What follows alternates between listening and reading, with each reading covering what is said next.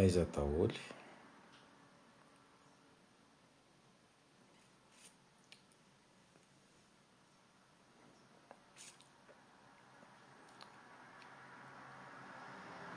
Tonga aloha zany ny amin'ny fito fa ali resaka aminareo. Ie, faly miaraba atsika rehetra mpanaraka ny pejy Fernand Selo ho amin'ity andro talata ity. Faly be tafahoana aminareo indray faly be iresaka aminareo ato anatiny ity direct zao maraina zao ty. Valo volana tsy niresaka, valo volana tsy mifankahita taminareo de faly be. Itafafoifoy aminareo za androany nisafidy manokana hoe aleo mba iresaka be dia be no miantso hatramin'ny ny commentaire anareo koa atao amin'ny page efa be dia be. Dia raha tsy aro voavaly daholo ireo commentaire be dia be ireo dia aleo eto zany tsika no mitafa foifoy satria androany koa misy ny tolom-bahoaka zany eny amin'ny 13 mai eny dia ataontsika foifoy izay tafatafa iarahantsika eto izay. Eto aloha zany dia manao fisaorana ho an'ireo izay nanampy teo amin'ny oenti-manana nandritra an'izay valo volana mahery nitazomana ny tenako amponja izay. Misy ny tena namana, misy ny atao hoe namanamana, ary rehefa nanomboka hoe tao anatin'ny fahasahiranana dia na ny antso azy ara dia tsy retsony, tsy maninona zany eto dia miondrika ampanajana manoloana an'ireo na zay namoy ny ainy tamin'ity tolona izay tanterahana moa zany, tanterahan'ireo génération Z, ny mpianatra Akatso, ny influenceur, ny mpanakanto, Lili Rafarala sy Clémence ary Baba izay nanomboka an'ity tolona izay mandeha moa zany amin'izao fotoana izao ary nampindry zareo tafika avy eo anivon'ny Kapisaty ary io ihany koa moa zany nampininy avy eo anivon'ny FIGN izay tolom-bahoaka izay. Eto dia misaotra anareo zandry izay nanomboka ny tolona. Izahay efa ela no niresaka, efa na ny RSF mpanao gazety izay tsy nanary mihitsy fa nifandrimbona na dia atao raha hoe nandeha ny campagne na resaka dénigrement tao anatin'ny renireny filazana fa hoe tsy mpanao gazety ny tenako. Eto moa zany tiako no milaza fa mpanao gazety ny tenako ary fantatry olona rehetra hatramin'izay fa mpanao gazety ary miasa eo anivon'ny Basivavy. Tamin'ny fotoana nanaovana famitorana tany amin'ny fitsarana dia tahaka izao ny zavatra namaliko moa zany tamin'izay hoe misy olona anankiray manana permis tany amin'ny taona 14 tany ho any dia nahazo permis zany izy fa afaka mitondra fiara. Aty amin'ny taona 5 dia iteny ve ianao fa tsy mahay mitondra fiara izy, zavatra tsy marina zany. Eto zahay dia ny tenako moa zany dia manaitra ny lavitry ny mpanao gazety izay hifarana afaka andro vitsy ny fotoam-piasany. Tiako ny manamarika fa ny lavitry ny mpanao gazety dia tsy miaro mpanao gazety satria ilalatina Rakotondrazafy no atao hoe nametraka an'izay ho lavitry ny mpanao gazety eto Madagasikara izay. Io anisan'ny anova rafitra moa zany sika amin'ny anatin'izao tolom-bahoaka zao dia angatahana ho antsika mpanao gazety tsara raha mangataka satria mety ho izahay no victime androany fa mety ho ianareo no victime rapitso. Zao le zavatra misy. Ny ady sika tamin'ny taona 1994 ny atao hoe délit de presse moa zany na ny dépénalisation tsy famonjana mpanao gazety. Fa taty aoriana rehefa niova ny fitondrana dia lasa nasiana an'ilay atteinte à la sûreté de l'État le izy. Mazava tsara mihitsy fa amende ny tokony ho alohan'ny mpanao gazety fa tsy tokony isy fampidirana amponja zany mihitsy. Saingy nasiana an'izay atteinte à la sûreté de l'État zay foana zany dia ireny moa zany saika nahazo saika nanenjehan zareo any Gaël Borgia le farany teo iny resaka atteinte à la sûreté de l'État io. Faharoa, ity ny tena tokony hiadivan'ny mpanao gazety, ny resaka le hoe elokanabaka na ny loi sur la cybercriminalité. izy io a de tokony isy atao hoe fanitsiana ve zany sa atao hoe tokony anaovana iantsona ifampidiniana ny amin'ny hoe ireo gazety antsoratra rehetrarehetra ireo a de efa saiky manana support numérika avokoa, zany hoe samy mamoaka anatin'ny site moa zany a, zany hoe online avokoa ireo gazety antsoratra ireo. Raha ohatra ve misy gazety antsoratra ray zany sady mivoaka online de hafa ve zany ny anenjehana azy any amin'ny online, satria ny zavatra nosoratany tary amin'ny gazety antsoratra ihany no mibataina de nalefa misy nireo lahe zany de mamoaka any amin'ny ataontsika na any amin'ny tambazotra arany. Zava-misy io de anisany nenjehan'ny filohan'ny lavitry ny mpanao gazety foana le hoe elokanabaka ny rehetra nefa de fantatra fa samy efa miantsehatra ao anatiny zany atao hoe samy mampiasa n'ilay support numérique ny resahako teo de maninona no tokony fandrimbona mpanao gazety zany ametraka an'izay hoe tsy tokony ho enjehana intsony amina resaka hoe rehefa online lay gazety de iny anenjehana azy fa amin'ny resaka cybercriminalité.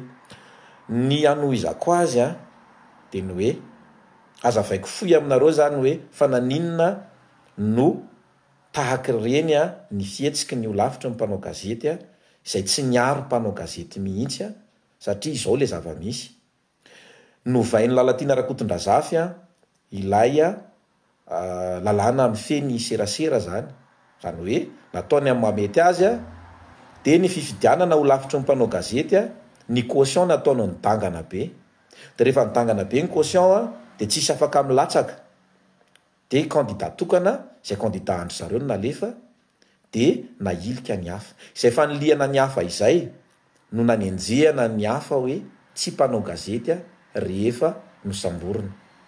Zay zany le zava-misy ny tiana ho tenenina ao anatin'le izy ifarana afaka andro vitsy ny fotoam-piasany ny ho lavitry ny mpanao gazety tsara angamba raha mifoha amin'ny torimaso isika mpanao gazety satria ny ainga tany amin'ny fahalalahana maneho hevitra ity resaka fisamborana sy fanenjehana mpanao gazety ity, zay isorana n'ireo zandry ianareo influenceur ianareo mpanakanto zay nahatody ny tolona ka nahafahana ny fampiresaka nahafahan'ny olona naneho hevitra naneho hevitra indray.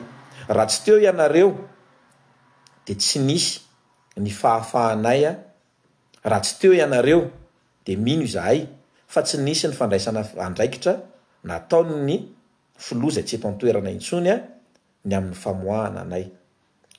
Ny tiana ho tenenina ny teny moa zany ny filoha hoe misy ny nogadraina tsy araky ny rariny ny fantaniana fotsiny de hoe tena hoe engany mba tsy hisy intsony ny fanimbana fiainan'olona mampalahelo mijery ny rahalahy iray zay nopotehana tanteraka ny fiainany asa mba atao hoe manahoana ny feon'ny fieritreretan'ny olona zay nanao an'ireny mampalahelo hoe zay le Madagasikara anangana Madagasikara vaovao isika rahampitso dia mitodika aminareo zay manao ny tolom-bahoaka amin'izao fotoana izao engany mba tena ho tody tokoa lay hoe fanovandrafitra fa tsy hoe horesahana fotsiny ka sanatrika hiverina indray ny krizy afaka 7 taona na afaka 5 taona fa de mba ho tonga amin'ny tanjona irina ny tolona izay natomboky nareo zandry ianareo influenceur ianareo mpanakanto ny mpianatry ny université rehetra manerana ny Madagasikara.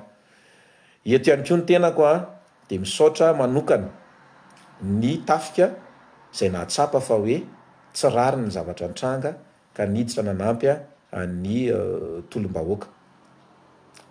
Malahelo ihany ny tena rehefa nivoaka ny fonja satria misy olona marobe izay mbola tavela any. Eto ny tenako de miantso ny amin'ny amotsorana ireny kadra politika mbola tavela any amin'ny fonja manerana Madagasikara ireny. Ny fanirinay de mba niara nivoaka niaraka taminay izy ireny omaly sangendrisy moa zany izahay no nialolalana irarina no mba hivoahan'izy ireny. Misy amin'izy ireny mpitandro filaminana zay sady misy ny polisy misy ny miaramila misy ny zandary namoronana dossier tsotro zao de na ampidirina ponja nitazomina ponja ka eto a dia manao antsoavo ny amitsorana ny ireo gadra politika rehetra ny tenanay averiko ihany fa tany ampiandohana raha marina ny raharana ny anjehana dia tena asa fanaovan-gazety fa nosisihana n'ilay atao hoe atteinte à la sûreté de l'État dia izay a no nilazana fa tsy asa fanaovan-gazety. Misy milaza ihany koa ny amin'ny hoe ny famoaham-baovao. Ny famoaham-baovao anatina tambazotra any ivelany hitantsika rehetra fa misy ny mamoaka vaovao anatin'ny tambazotra mahagaga ihany hoe eto Madagasikara no enjehana ny mpanao gazety izay mamoaka vaovao anatin'ny tambazotra. Raha ny tokony ho izy dia Lamando ny tokony ho alohan'ny mpanao gazety fa tsy tokony isy famonjana. Niady izay tamin'ny taona 2024 niaraka tamin'ny Ramatolona Tiana Rakotondrazafy tao anatin'ny MLE. Mampalahelo moa zany fa dia izy tenany no milaza fa tsy mpanao gazety i Fernand Sello nefa izahay izao dia niaraka nilanja vatapaty tamin'izany fotoana izany amin'ny hoe maty ny fahafahana ny ainga teny amin'ny radio Antsiva. Indrisy fa dia mampalahelo ihany koa ilay ho lafitry ny mpanao gazety fa nahafantatra tsara ny histoirany zany Fernand Sello zany fa dia ny tsy nahafantatra ny amin'ny hoe tsy mpanao gazety zany Fernand Sello zany. Lalatiana Rakotondrazafy sy Maradona ministra ny serasera teo aloha ny tena tao ambadiky ny fanenjehana ny tena koa dia ibomba izay nanenjika moa zany tamin'ireny fotoana ireny. Tsy teny zavatra betsaka ny tenako fa misaotra betsaka anareo zandry ny génération Z sy anareo rehetra nanomboka ny tolom-bahoaka fa tsy tafavoaka izahay. Mbola tany izahay raha tsy nisy an'ireny hetsika nataonareo reny. Mankasitraka ihany koa ny vahoaka ny Bongolava. Ny tenako dia avy ao Tsiorymandidy misaotra anareo vahoaka ny Bongolava izay nangataka ny amoahana nangataka ny amitsorana any Fernand Sello ho avy eny amin'ny toerana anaovana ny tolom-bahoaka ny tenako ary iresaka aminareo ihany koa ampita ny afatra avy any amin'ireo kadra politika izay mbola tavela any amponja amin'izao fotoana izao. Mangataka eto ny tenako dia mangataka hoe mba ho avototra tsy misy fepetra ireny gadra politika ireny. Misy amin'izy ireny nanao fanambarana fotsiny androany dia nosamborina ny ampitso. Eto ihany koa dia mampita afatra ny tenako ho an'ny commande ny gendarmerie vaovao izay vao avy nanao famindram-pahefana ny avy eo anivy ny FIGN. Engany tompoko mba tsy hisy intsony ireny herisetra atao ireny satria ny tenako izao dia niaran'ny herisetra nandritra ny fotoana ny samborana. Tena niaran'ny herisetra nandritra ny fotoana ny samborana hatramin'ny akanjo tao amin'ny toerana izay ny samborana dia tsy hita nisy naka, hatramina kasika moto tao anaty fiara dia tsy hita nisy naka. Mampalahelo hatramina vola izay mitentina 300,000 ariary tao ambany tapihan'ny fiara izay nisy dia nizarazaraina lany zany ny zavatra nitranga nandritra ny fisamborana. Ka eto ny tenako zany dia mangataka engane tsy fahavalonareo mpitandro filaminana izahay mpanao gazety fa manao ny asanay amin'ny maha mpanao gazety anay. Tsy mpifahavalo isika fa mpiara-miasa. Ka raha misy atao hoe zavatra ilanareo mpanao gazety tsy jiolany mpanao gazety fa andefaso convocation dia eo nareo mahita hoe amaly ve le mpanao gazety fa ny fampiasana herisetra dia engane mba tsy hanjaka intsony eto amin'ity firenena malalatsika ity.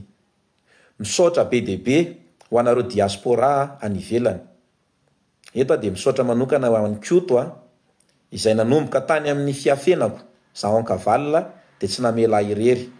Misaotra ihany koa an'ireo solombavam-bahoaka namana tsy aro tononoko eto satria maro izy ireo nijery akaiky nanampy tamin'ireny fotoana ireny. Mitodika manokana ho anareo eo anivon'ny fitsarana engane mba hanova zavatra ny tolom-bahoaka amin'izao fotoana izao mba tsy hisy intsony ny baiko politika ka anenjehana ireo tsy mitovy hevitra ampidirana ponja ireo tsy mitovy hevitra. Ho anareo anivon'ny vo tonga nivoaka ny tenako malariva de nijerana le fanambarana ny mikasika ny Maputo ao an-tany mora. Tena mideranareo satria zao vo niditra kelikely nampidirina ponja vo mandat de dépôt andro vitsy ny tenako de nikatona io Maputo io tam'izany. De iny moa zany izy mpitsoany zareo iny nikatana de iny resahany zareo iny hoe zay ny antony nanaovana ny Maputo tam'izany fotoana zany. Ny tenako tompoko tsy jiola saingy raha ny traitement zay nitondrana de mampalahelo fa notretena ho tahaka ny jiola ny mpanao gazety tamin'ireny fotoana ireny. Mampalahelo fa atao ahoana fa tonga ny fotoana engane mba filoha ijery iaino ny vahoaka malagasy, ny filoha zay hipetraka eo raha hatr'izay tsy hamono ny vahoaka malagasy satria mampalahelo ihany raha hoe aty aoriana vao mahatsapa ny filoha hoe noho ny ireo olona manodidina azy na tonga an'io hetsi-bahoaka zay nietsika io. Izahay tsy fahavalo fa naneho hevitra ary niezaka naneho hevitra. Ny farany angambany de ny hoe ny mpanao gazety de manana le atao hoe scoop. Tsy voatery andro ny source officielle ny mpanao gazety raha manana n'ilay scoop ka hoe raha sendra tany anatin'ny recoupement nisy solafaka de izay no anenjehana mpanao gazety ny amin'ny hoe amtehana ny fiainana. Ny vaovao zay no amarinina de tahaka ny mpitsabo ihany hoe misy mpitsabo indray manao opération de manadino fitaovana ao anatin'ny kibon'olombelona de mitahaka an'izay ihany koa mpanao gazety tsy aro lavirary. Zay ny antony nametrahana le code de communication saingy indrisy moa zany ampiloloavina n'ilay atteinte à la sûreté de l'État foana mba ahafahana manasazy an'ilay mpanao gazety. Ka io tokony adivantsika mpanao gazety satria zay ny antony nitolomana tamin'ny taona 2024 ny amin'ny tsy tokony amonjana mpanao gazety. Farany mety misy tsy voaresako makasitraka feno ny tenako an'izao tolom-bahoaka zay misy izao ary mankahery anareo rehetra misaotra ny amin'ny vitanareo zandry ianareo fikambanana ianareo mpiasa-panjakana zay nanao an'ity tolona ity fa raha tsy ianareo de tsy mbola tafavoaka tany amponjy izahay. Etiko nefany de mbola manamafy ny amin'ny hoe misy be de be mbola tavela andre tompoko mba havoay reny olona reny fa tsy namono olona tsy nangalatra de miandrandra fahafahana ihany koa izy reny. Nalahelo izy ireo rehefa nivoaka ny fonjy izahay omaly ny amin'ny hoe fa maninona no izahay ihany.